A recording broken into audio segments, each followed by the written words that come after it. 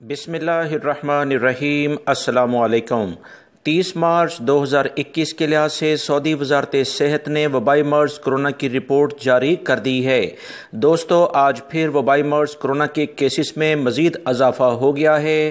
556 یعنی 556 افراد پچھلے 24 گھنٹے میں سعودی عرب میں مبتلا ہو چکے ہیں، جبکہ مزید وزارت صحت کی رپورٹ کے مطابق 7 افراد انتقال بھی کر گئے ہیں۔ انا للہ و انا الیہ راجعون۔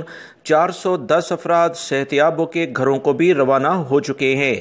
سعودی وزارت صحت کے ترجمان نے معاشرے کے تمام افراد کو خبردار کر کے واضح طور پر بتا دیا ہے کہ اگر وہ چاہتے ہیں کہ لاک ڈاؤن، کرفیو جیسے اہم مسئلے مسائل جس سے زندگی مکمل طور پر جیم ہو جاتی ہے وہ نہ ہوں، تو لازماً احتیاطی تدابیر پر عمل کرنا ہوگا۔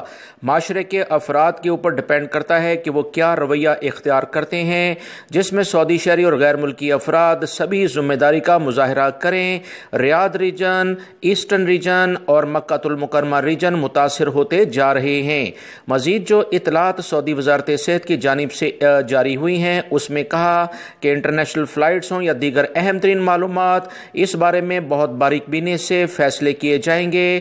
تمام تر پہلوؤں کو مد نظر رکھتے ہوئے اقدامات کسی بھی ٹائم کیے جا سکتے ہیں۔ وزارت صحت کے ترجمان کی جانب سے مزید بتایا گیا کہ ریاض ریجن میں 228 کیسز سامنے آئے ہیں۔ ایسٹرن ریجن جو دمام کا علاقہ ہے 93 کیسز ہیں۔ مکہ المکرمہ ریجن جس میں جدہ بھی شامل ہے 87 کیسز ہیں۔ سیم ریجن میں 27 ہیں۔ ناردرن بارڈر جو شمالی حدود کے علاقے ہیں اس میں وبائی مرض کرونا دوبارہ سے پھیلنا شروع ہو چکا ہے، 26 کیسز سامنے آئے ہیں۔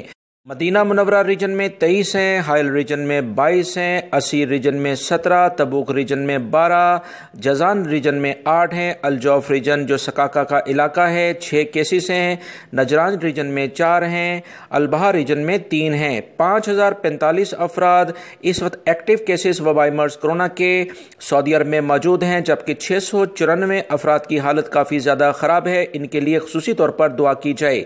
وزارت صحت کے ترجمان نے کہا کہ احتیاط کریں، احتیاط علاج سے بہت بہتر ہے۔ ویڈیو لائک کر کے شیئر بھی کیجیے گا۔ السلام علیکم۔